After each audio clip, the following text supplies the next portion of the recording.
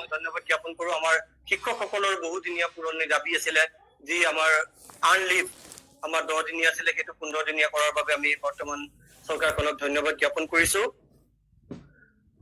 ইয়াৰ লগে লগে আৰু দুটামান কথাত আমি আক্ষেপো প্ৰকাশ কৰিছো। সেইটো হৈছে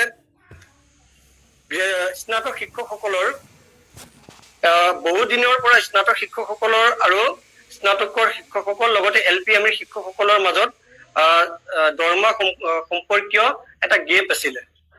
সকলো ষ্টেপৰ LP টিচাৰসকলৰ বা MA টিচাৰসকলৰ হওক বা স্নাতক শিক্ষকসকল আৰু স্নাতকৰ শিক্ষকসকলৰ মাজত এটা দৰমহাৰ গাঁথনিত এটা গেপ থাকে, তেওঁলোকৰ পোষ্ট অনুযায়ী এটা গেপ থাকে। কিন্তু 2010 চনৰ যিটো 6 পে কমিশ্যন হ'ল, সেই 6 পে কমিশ্যনত আমি 2003 চনৰ যিটো আসাম চাৰ্ভিচ ৰুল আছিলে, তাৰপিছত 2010 চনত সেই আসাম চাৰ্ভিচ ৰুল ৰিভিজন কৰিলে। তেতিয়া স্নাতক শিক্ষকৰ পদটো 2003 চনত আছিলে বিধিগতভাৱে গ্ৰেড 2ত আছিলে, জুনিয়ৰ পোষ্ট হিচাপে শ্ৰেণীভুক্ত আছিলে।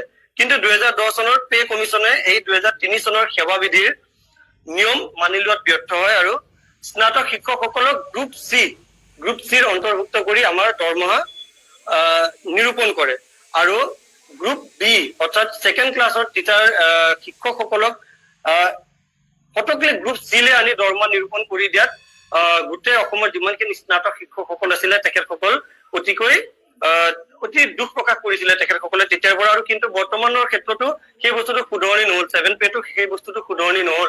সেয়ে আমি কৰ্তৃপক্ষৰ ওচৰত অনুৰোধ জনাইছো যে 8 পে কমিশ্যন যিহেতু আমাৰ আহি আছে, সেই 8 পে কমিশ্যনৰ সময়ত আমাক যাতে পুনৰ যিটো আমাৰ হেৰুৱা গৌৰৱ, সেই হেৰুৱা গৌৰৱ যাতে আমাক পুনৰ ঘূৰাই দিয়ে।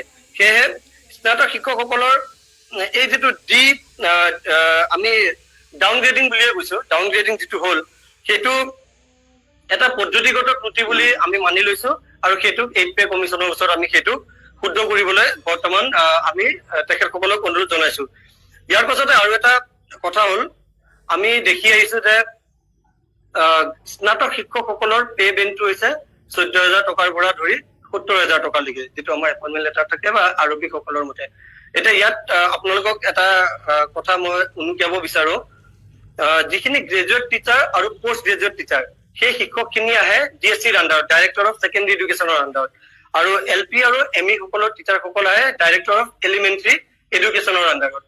ডাইৰেক্টৰ অফ এলিমেণ্টাৰী এডুকেশ্যনৰ আণ্ডাৰত থকা LP আৰু UP শিক্ষকসকলৰ দৰমহাৰ গাঁথনিটো হৈছে 14,000 টকাৰ পৰা 70,000 টকালৈ। কিন্তু DSC অৰ্থাৎ ডাইৰেক্টৰ অফ ছেকেণ্ডেৰী এডুকেশ্যনৰ আণ্ডাৰত থকা গ্ৰেজুৱেট টিচাৰ আৰু পোষ্ট গ্ৰেজুৱেট টিচাৰ, সেই হিচাপত গ্ৰেজুৱেট টিচাৰ আৰু পোষ্ট গ্ৰেজুৱেট টিচাৰৰ দৰমহাৰ যিটো পে বেণ্ড সেইটো একেই হ'ব লাগিছিল, কাৰণ দুইজন শিক্ষক একেটা মানে অফিচৰ আণ্ডাৰত আহে। কিন্তু আমি দেখিবলৈ পাইছো গ্ৰেজুৱেট টিচাৰৰ দৰমহাৰ গাঁথনিটো 14,000ৰ পৰা 70,000 হৈ আছে আৰু পোষ্ট গ্ৰেজুৱেট টিচাৰৰ দৰমহাৰ গাঁথনিটো 22,000ৰ পৰা 97,000 টকা হৈ আছে। আমি সেয়েহে এই সংবাদ মেলৰ যোগেদি আমি কৰ্তৃপক্ষক অনুৰোধ জনাইছো, ঊৰ্ধ্বতম কৰ্তৃপক্ষক বা 8ম যিটো বেতন সংশোধনী আইন আহি আছে তেখেতসকলক অনুৰোধ জনাইছো যাতে স্নাতক শিক্ষকসকলক আৰু স্নাতকৰ PGT শিক্ষকসকলক একেটা পে বেণ্ডত অৰ্থাৎ ছেকেণ্ডেৰী লেভেলৰ একেটা পে বেণ্ডত ৰাখক। আমি এইটো কোৱা নাই যে আমাক চেম দৰমহা লাগিব, গ্ৰেড পে ডিফাৰেন্স ৰাখক, যেনেকে LP আৰু UPৰ মাজত।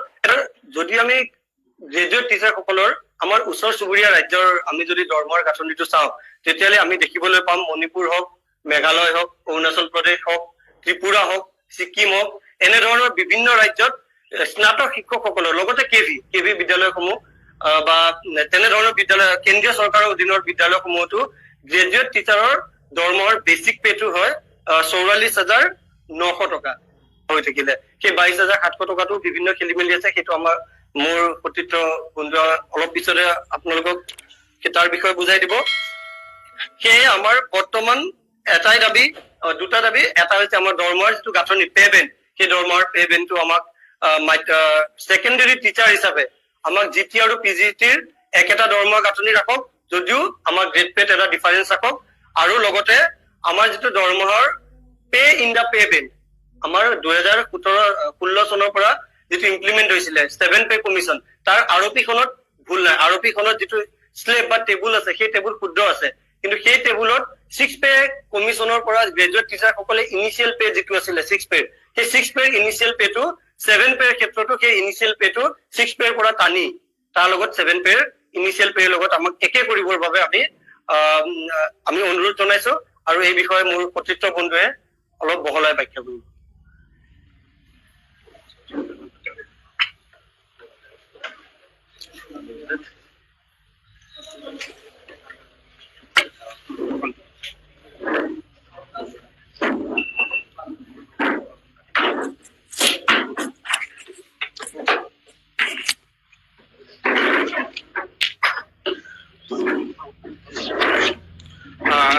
শ্ৰদ্ধাৰ আমাৰ সংবাদ বন্ধুসকল, মই পোনপ্ৰথমে আপোনালোকৰ যোগেদি আজি 8 মাৰ্চ যি আন্তৰ্জাতিক নাৰী দিৱসৰ মই সকলোকে শুভেচ্ছা জ্ঞাপন কৰিছো। লগতে আমাৰ বিশেষকৈ আমাৰ যি শিক্ষয়িত্ৰীসকলে যি পাঠদান কৰি নিজৰ ঘৰৰ লগতে আন এটি ঘৰ বিদ্যালয়ত চলাই ৰাখিছে, তেওঁলোককো মই আমাৰ ফালৰ পৰা শ্ৰদ্ধা নিবেদন কৰিছো।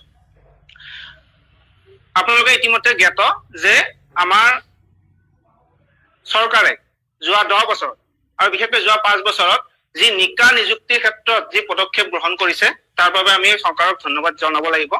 লগতে আমাৰ শিক্ষানুষ্ঠানবিলাকৰ যি আন্তঃগাঁথনি উন্নীতকৰণ, লগতে আমাৰ শিক্ষানুষ্ঠানবিলাকত যি আমাৰ ল্যাব অথবা অটল টিংকাৰিং ল্যাব বা ইত্যাদি সুবিধা দিছে, ইয়াৰ বাবে আমি স্মাৰ্ট বোৰ্ডৰ সুবিধা দিছে, ইয়াৰ বাবে আমি চৰকাৰক নিশ্চয় ধন্যবাদ জ্ঞাপন কৰিব লাগিব। কিন্তু শেহতীয়াকে আমি এটা দৰমহাৰ বৈষম্য আমি দেখিছো। চৰকাৰৰ আমাৰ যি স্নাতক শিক্ষকৰ দৰমহা, এই বৈষম্যটো দেখি আমাৰ আচলতে মনত কিছু আঘাত লাগিছে, মনত কিছু বেয়া লাগিছে। এই বৈষম্যটো হল কিয় এইটো জানিবলৈ আমি কিছু আগলৈ উভতি যাব লাগিব। এই বৈষম্যটো 6 পে কমিশ্যন আৰু 7 পে কমিশ্যনৰ যদি আমি তুলনা কৰি চাওঁ, 6 পে কমিশ্যন আৰু 7 পে কমিশ্যনৰ তুলনা কৰিলে এই দৰমহাৰ বৈষম্যটো দেখকৈ জলকৈ আমাৰ সন্মুখত ওলাই আহে। এই যিসকল শিক্ষকে 2000 তাৰিখৰ ডেটটো আছিলে 28 জুলাই 2010 চন, FPC নম্বৰ 14/2010/7 আৰু এই FPC খন আমাৰ হাতত আছে। এই FPC খনৰ মতে এদিন সংশোধন আনিলে। এই সংশোধনটো হল যে এইখন FPC নম্বৰ ইয়াত চাব পাৰে আপোনালোকে। FPC নম্বৰ সংশোধনটো মতে ইয়াত আমাৰ আনিলে 5200 পৰা যিটো এন্ট্ৰি পে হ'ব লাগিছিলে আমাক দিলে 6660 টকা। 6660 টকা আমাক দিলে ইয়াতে। আৰু আমাৰ 7 পে কমিশ্যনে আমাক এটা ফিটমেন্ট ফেক্টৰ দিছিলে 2.57। গতিকে যি pay in the pay Ben 6660 টকা, এই 6660 টকাৰ লগত আমাৰ যি ফিটমেন্ট ফেক্টৰ যেতিয়া পূৰণ কৰা হয় তেতিয়া আমাৰ এই চেলাৰীটো আমাৰ হ'ব লাগে 17116 টকা। আৰু যাক আমাৰ পে স্লেব মতে নিয়াৰেষ্ট হাইয়েষ্ট পে স্লেবলৈ লৈ গৈ আমাক 18440 টকা pay in the pay Ben দিব লাগিছিলে। আৰু লগতে গ্ৰেড পে হয় 8700।